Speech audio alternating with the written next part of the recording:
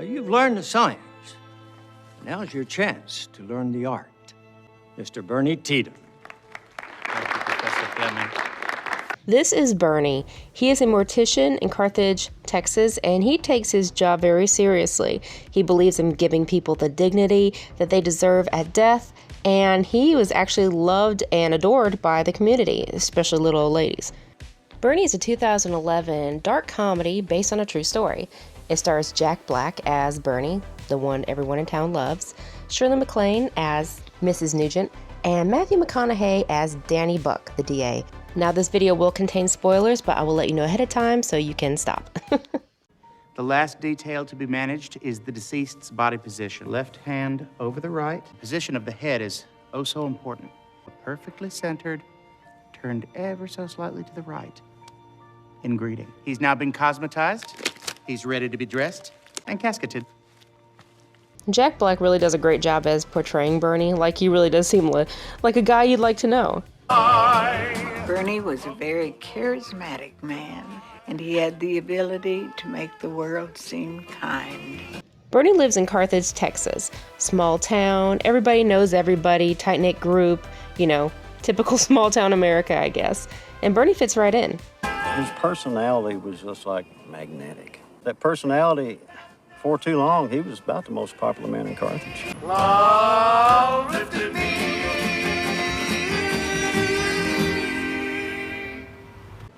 Carthage, this is where the South begins. This is life behind the pine curtain. Carthage has such a good reputation as the best small town in Texas. Oh, hell, most people live in Carthage because they were born here. Being a mortician and someone who conducts funerals can be a pretty tough job, and he really had the heart for it. He really had that kindness about him that people appreciated and really felt like they could trust him and count on him to be there in their time of need. Thinking internment or cremation? Buried. We already have the plots. Yeah, this is fine. I see. Yeah. Now, these composite wood with cloth we sell mostly to the county, and also no warranty, of course. Also, how tall are you, Mr. Eccles? 6'2". Oh, dear. We may have to make a leg adjustment to get a proper fit. Not necessarily break the legs, but definitely bend the feet. Then may I suggest the Corinthian? You know what, I gotta say something. That's really how you feel when you go to a funeral home. And I'm not putting anybody down. I understand it's a job, it's a business. You gotta keep the money coming in. But it really makes you feel like if you don't spend this amount of money on your loved one, did you really love them? Don't they deserve the best? So that really is a pretty crappy situation to be in. Me personally, just dump my body in the woods. I know that's probably not legal. Or, you know, cremate me and toss my ashes in the woods. I don't care. I really don't. You know what I really want? Sky burial. Look it up. Or don't look it up if you're squeamish, but I want a sky burial. Plus, I always love feeding the birds. Put my remains to good use. One day, Bernie conducts a funeral of Rod Nugent, a rich oil man and chairman of Carthage's bank. There he meets Marjorie Nugent, his widow, who is a mean-spirited older woman who doesn't appear to get along with anyone, frankly, except Bernie. Some people may not have agreed with the way her husband had ran things, but when she took over, it was pretty much unbearable. Like I said, she was not a pleasant woman. She was just a mean, old, hateful bitch. There's just no other way to put it. So eventually he tries to warm up to her. He tries to say, you know, there's really a good person under there somewhere. And eventually they do become friends, like I said, and everything seems to be going okay. Bernie was living the lifestyle that he enjoyed because he was a man of, you know, culture and bird clocks. Bernie had a problem with money. He was generous. Some folks say overly generous. And so this gave him the opportunity to befriend someone and have a decent time with them. And plus he probably felt good, like, look, everybody hates her, and look how she really, under that tough exterior, she's really a nice woman. Until she wasn't. Eventually she even fires the older man who's been maintaining her lawn and her property. Just fired me. What happened? She say I stole a lawnmower. Why does she think that? Oh, she saw me leave with it. I was taking it to get it fixed. I will get to the bottom of it and I will call you back. And when Bernie shows up to the house, she starts screaming and yelling at him. She even complains that she doesn't think the landscaper planted the flowers he was supposed to because they were supposed to bloom 2 weeks ago. I don't think that he would ever do anything like... Why are you sticking up for his kind? Marjorie, you're making it very hard to be your friend. So Bernie says, you know what, I'll come back later, and so he starts to drive away. She closes the gate on him, and he feels trapped, so he decides to go back. Okay, some spoilers ahead, you're being warned. Thank you, spoiler alert. And one day he just breaks. She and him are going out, and she's just annoying him. And all he can picture is her smacking her mouth because it really aggravates him that she's aggravating her TMJ. That's all he can picture right then. And the next thing he knows, he shot her in the back and killed her. And he runs over to her body, he's apologizing, and he stops and he prays, and then he has an epiphany. So during the time of her absence, Bernie is actually making all the decisions for her, all her financial decisions, because he's told everybody she's had a stroke and she's recovering at home. So for 9 long months, that's what he's been telling people. Hello? Bernie? Bernie, where's Marjorie? She's with me right now, Lloyd, and I'm sorry I didn't tell you earlier, but she's had a series of small strokes. No, she should not be attempting to talk. No, you can't talk, Doc. She's indicating for me to tell you hi from her. He's actually using her money not on himself. He helped people with their businesses, he bought gifts for people and their children, he even had a place for the maintenance man to live. And he was getting away with it, but her accountant got real suspicious. So the cops and her granddaughter and her accountant show up at her house while Bernie's out. And one cop walks up to the freezer, and he also has an epiphany. He's like, let me look in here. He opens it up, and there's some frozen peas and vegetables and things like that. He starts rummaging through it a little bit, and he sees hair. It's the top of her head. That's when they discovered her body was hiding in the freezer all this time. Bernie's arrested, and he faces trial. I don't even remember picking up the gun that day. So why did you leave the body there? Everyone deserves a proper burial. I was just waiting for my chance to give her one. Next to question Bernie is local DA Danny Buck. And as you can see him get up, he wipes his mouth off with his tie. I mean, did the guy in real life do that? Why was this added? And he starts questioning Bernie that maybe the reason that he actually did kill off the old lady was because he liked living lavishly, and Bernie was a man of culture. Les Miserables? Les Miserables. Well, you seem to know all these fancy words and such. Well, that one's not very difficult. Even though the trial had been moved to another county, as you can see, people still love Bernie. Very charismatic, very friendly, made people laugh. A lot of people seemed to like him, and a lot of people actually showed up in support of Bernie. As you can see, they sold sandwiches and had little picnics out front, and they were just waiting for the result of the trial. We, the jury, find the defendant guilty of murder as charged. They gave me life. I won't even be up for parole for 50 years. I'll be 89 years old. After being put in prison, Bernie was actually a model inmate, and he was still loved by many people of the community. And as I mentioned, this is based on a true story, and in real life, they have buried Mrs. Nugent. She is buried next to her husband in a small cemetery just outside of Carthage, Texas. And here's the actual photo of Bernie and Mrs. Nugent, and Jack Black and Shirley MacLaine playing those roles. And this is the actual videotape of Bernie, and when he's not teaching or involved in church-related activities, Bernie spends lots of his time in prison and craft shops where he makes needlepoint memorials for the recently deceased of Carthage. And that's Jack Black, of course. I like this movie. It was very entertaining. It's a nice little film to watch. I never heard of the true story until after I watched this movie. And of course, Jack Black is just a likable guy, so it's kind of easy to see how people can fall for Bernie if he's anything like Jack Black's version of Bernie. If you like my video, please don't forget to like and subscribe. Really appreciate it. And give me your opinions and thoughts in the comments, what you thought of the movie, or if you are going to watch the movie, let me know what you think will be interesting about it. So, thank you so much for watching. I really appreciate it. Have a good day. Bye. Order up a couple of them bottles of Dom Perignon. You might get lucky. No, Don! Napolitano Dynamite. Bow hunting skills, computer hacking skills. It's a sledgehammer. You ever take it off any sweet jumps? This very dry comedy was from 2004 and features some really great characters, some great actors, and it's one that I think honestly you're gonna love it or you're gonna hate it. There's a lot of great throwbacks to the 80s and 90s eras, but I do believe it's supposed to be set in current time. Maybe the town is just a little, retro. I was trying to think of the plot to this story, and there's not necessarily one singular plot that we're following. There's a lot of little different stories here and there. You have Napoleon Dynamite, who is a teenager in high school. He has a friend named Pedro. He has a brother named Kip, who is just obsessed with talking with hot babes on the internet. Napoleon, don't be jealous that I've been chatting online with babes all day. Obviously, Napoleon is a little bit of a nerd, but you know that's it nowadays, so I think it'll be okay. Just be yourself is my whole thing. Just be happy with who you are, as Kip is right there. I promise you, this movie's hilarious. It makes me laugh. I understand it's not for everyone, but do give Napoleon Dynamite a chance. I think you'll find it very endearing. Role models.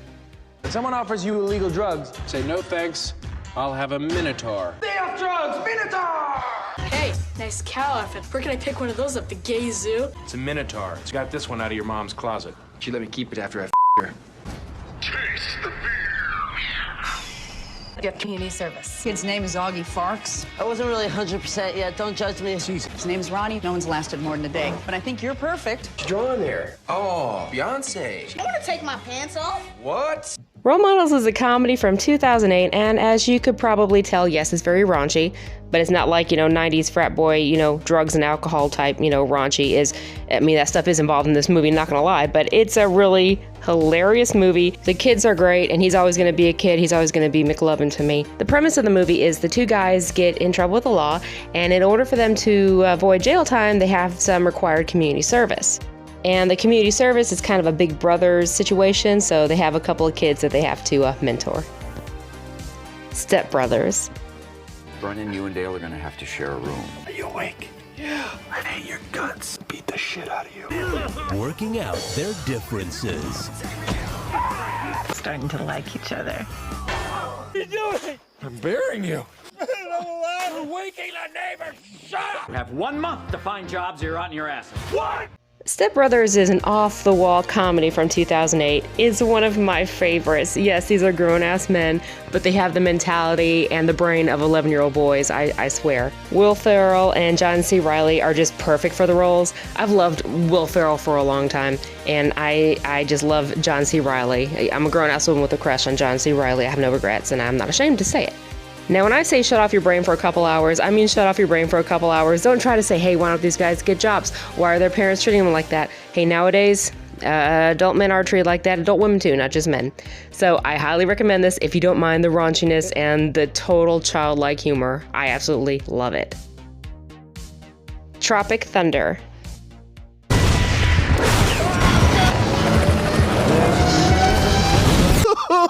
I'm sorry, can we cut?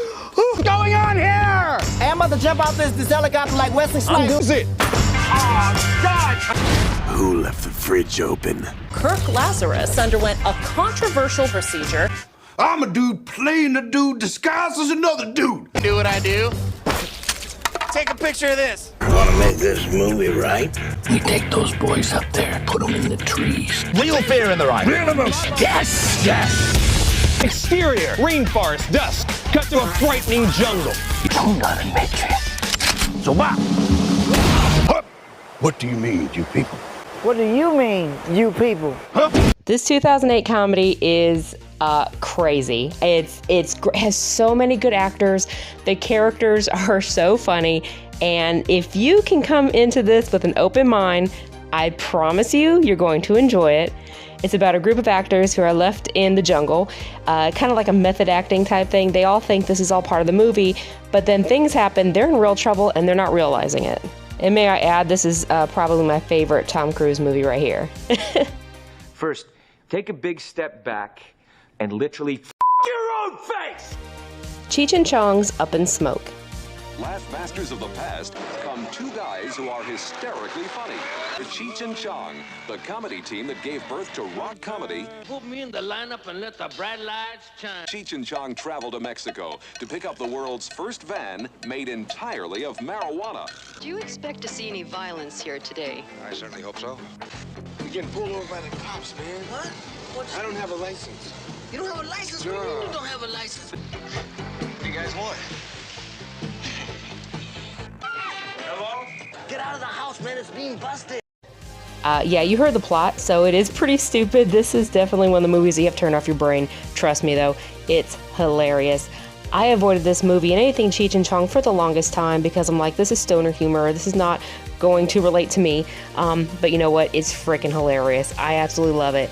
And no, you don't have to be doing anything they're doing in the movie in order to enjoy it. This is just a hilarious movie. Stupid plot point, yes. So my advice to you would be just ignore the plot and just watch the movie and laugh at the jokes and just have a good time. So I hope my list helped you out. If you just want to watch some funny movies, I hope you enjoy some of the movies I suggested. And thank you so much for watching my video. I really appreciate it. Have a good day. Bye. Am I driving okay? I think we're parked, man. Man, I was in that shit, man. I never had no dope like that before in my life, man. I can't breathe. Well, here, hey, man. Who's that, man? Let's take him, man. You just ate the most acid I've ever seen anybody eat. Hey, man, I never had no acid before, man. I walk around my neighborhood and had too many acid, man. The head looks like a pumpkin like that. Now just go, oh. What? Oh.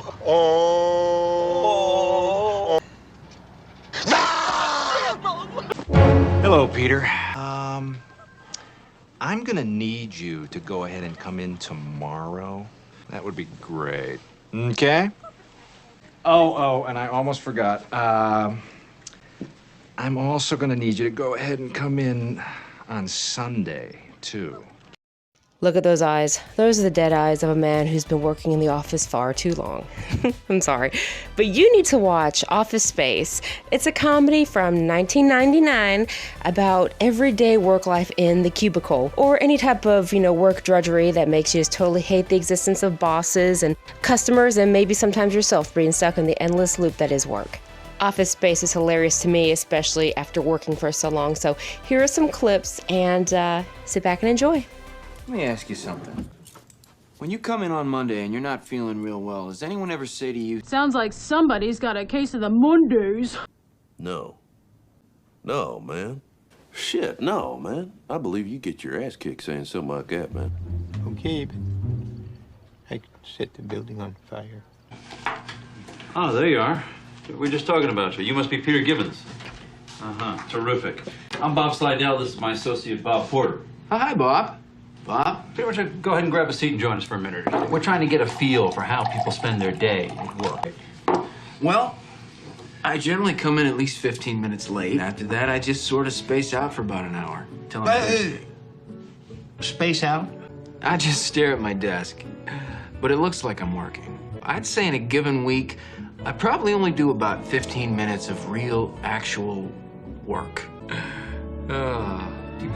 The thing is, Bob, it's a problem of motivation, all right?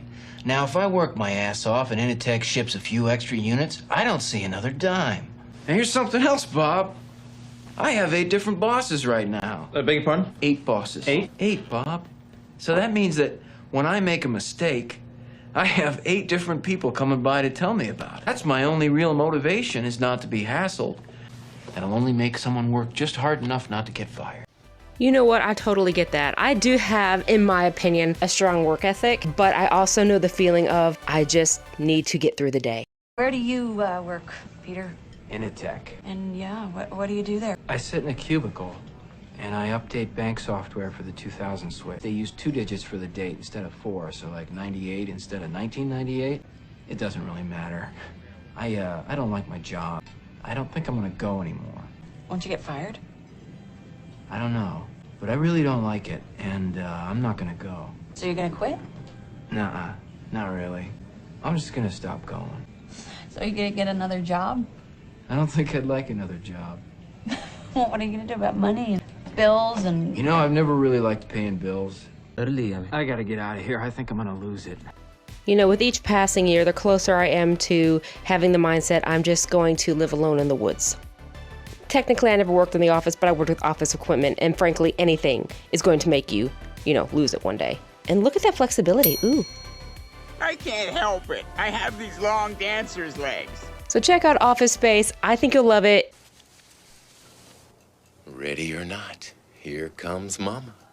To Wong Fu, Thanks for Everything, Julie Newmar is a 1995 comedy starring Patrick Swayze, Wesley Snipes, and John Leguizamo. They play 3 New York City drag queens who embark on a journey to California. This is actually one of my favorite movies to just sit back, relax, and have a good time, and I really hope you enjoy my spoiler-free movie suggestion. Patrick Swayze plays Vita, Wesley Snipes plays Noxzema, and John Leguizamo plays Chichi Rodriguez, who still up to this day, I'm still very angry how much prettier he is as a woman than I am, and I'm a full-blown woman. And you know, honestly, they all kind of pull off the whole woman look. I mean, Patrick Swayze is just a bigger boned woman, and so is Wesley Snipes for sure, but he really has like the mannerisms down, or the facial expression, something about that, he really comes off as a woman. And John Leguizamo, I mean, in some scenes you can tell like, okay, that's a dude right there. But in other scenes, it's like he really looks like a woman right there. Then we see poor little Chi-Chi walking her way alone in a neighborhood where she really shouldn't be dressed like that, because with the bottles being thrown, it doesn't seem like they're all that well receiving of drag queens. And this is all about a contest to become Drag Queen of the Year. And RuPaul comes in, or is lower down on a swing, and RuPaul's character's name, or drag queen name, is Rachel Tension. Racial tension, get it? I didn't get that as a kid. We have a tie! Tie? Oh my God. What you mean tie? It's Noxzema Jackson and Miss Vita. And they both win this trip to California. So this really upsets Chi-Chi. She runs out. Noxzema and Vita see Chi-Chi crying. I know why that little Latin boy in drag is crying. Little Latin boy in drag. Why are you crying? Just because the two of you are so pretty. Why are you crying? Every time that I do something, you know, I'm getting it wrong. Somebody's always laughing at me. But Sell our plane tickets and the three of us go by bus. You and your causes. I must admit that I am shocked and just a little bit saddened by you. And Vita finally convinces Noxzema to let them trade in their plane tickets for 3 round trips so the little Latin boy can come along to California. So Vita, Noxzema, and Chi-Chi go to this club where they meet John Jacob Jingleheimer Schmidt, played by Robin Williams. He buys their plane tickets so they can get some money and they can all make the trip to California. 1,000. Then 3 round trips to La La Land. Are we talking about driving to Los Angeles?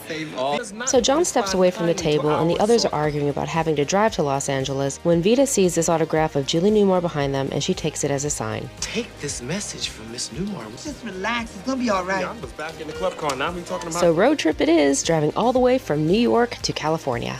Style or substance? I want to see where she was birthed. They happen to drive where Vita grew up, so Vita decides to stop and look at her old home, and when Chi-Chi asks why Vita never told anyone she was rich. I'm not rich, my parents are. Vita gave all this up to be Vita. Well, next time you give something like this up, you call me, I'll take it. They park in the street and Vita's mother comes out.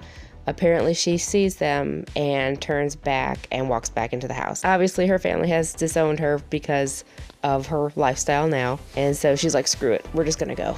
Which probably wasn't a good idea to leave the map there. Before I gonna get herself killed. You're gonna be second class, you're gonna be second rate your whole life. We just got tired, so we came in for a little sanctuary. Welcome. Welcome? You'll meet many of your friends inside. Friends? No one is so rich as to throw away a friend, you know. Eventually they are stopped by a cop and he pulls out Vita to talk to her. I think maybe he's prejudiced. I bet you were the brightest in your class, weren't you? Please, no. Me? Hand off my dick, buddy! I just love the end of that part there. That's when we hear Patrick Swayze sound like the Patrick Swayze we know from the action movies. I love that scene. So Chi-Chi goes to check the pulse of this cop and she says he's dead. Oh my God, a dead white policeman? Well, eventually that car gives out and Chi-Chi uses her feminine wiles to flag down a pickup and hitchhike. So they're taken to this really small town to have their car worked on. Which, of course, you know, only takes 5 minutes to fix the car once they get the part in. Yeah, you know, it's that's how it goes, though, usually. So, especially in movies. So they are trapped in this small town for just a little while, hopefully, until that car part comes in.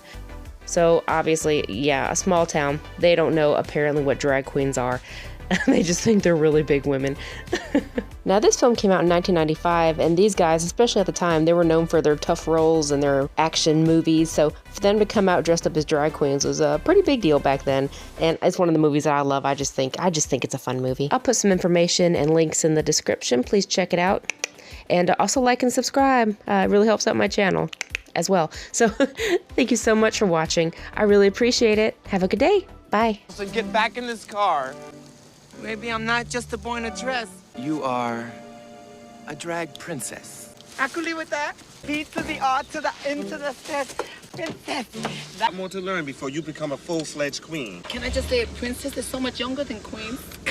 You need to watch Me, Myself, and Irene. It's a comedy from 2000 directed by the Farley brothers, starring Jim Carrey and Renee Zellweger.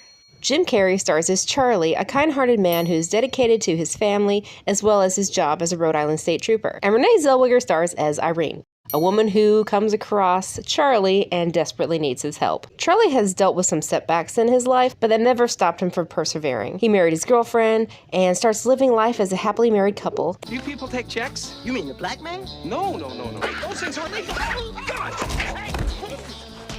Oh, it's on now. And then his wife eventually gets pregnant and has triplets. And it seems as if maybe, his wife possibly did cheat on him, and those boys aren't his sons. It's apparent to everyone except Charlie. Oh, boy. Wow. Charlie, the kids look great. Yeah, don't they? Just between you and me, you notice that your kids have sort of a year-round tan? My great-grandmother's half Italian. One day his wife leaves with her baby daddy, but leaves her babies with the other daddy, Charlie. So these kids grow up into incredibly smart young men because their biological parents were Mensa members. Bye! Bye, Daddy! Come on, you're in a lot of trouble! Do you believe his voice? That's Gomer Pyle. Daddy, can we watch Richard Pryor on HBO? In Africa, though, I got in the country. And they have trash mouths, but some of their scenes are just hilarious. They honestly could have had a spin-off, but that's fine. Sometimes less is more. And the boys, well, they came into their own. He's been a pushover. It's kind of dangerous. Eventually, after being taken advantage of by seemingly everyone in the town, even after being told off by a little girl, Charlie snaps. He has developed a split personality, and that is when we meet Hank, Charlie's alter ego. I get ahead of you, I'm in a wicked rush. Is that okay? Oh, yeah, sure. Over here! Now!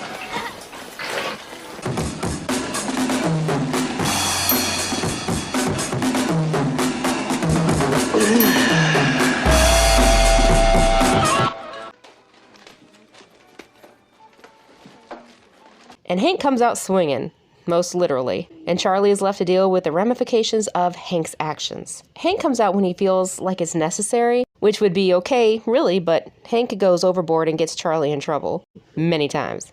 We eventually meet Irene. She has gotten herself into some serious trouble involving her ex-boyfriend and his associates. If the word associate is involved, it's usually not good. The movie is outrageous, off the wall, very crude, and honestly obscene, and it's frankly Jim Carrey during his prime. There's a lot of slapstick comedy, and Jim really gives it his all. One scene reminds me of his Fire Marshal Bill character from In Living Color. What are those for? I have to take a pill every 6 hours or I feel funny. Advanced delusionary schizophrenia with involuntary narcissistic rage. They give me unbelievable cotton mouth.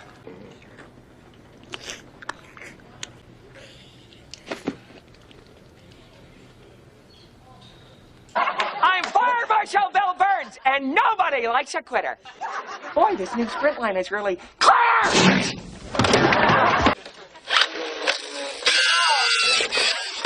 There we go.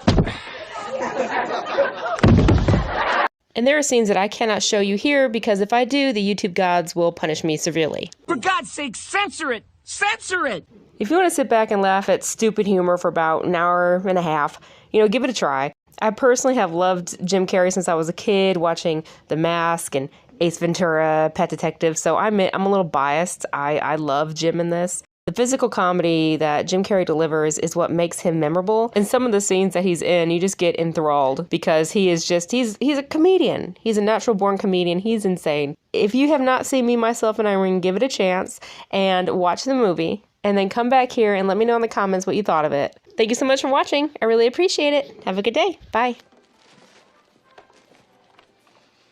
What's the matter, honey? Little extra cheese on the taco?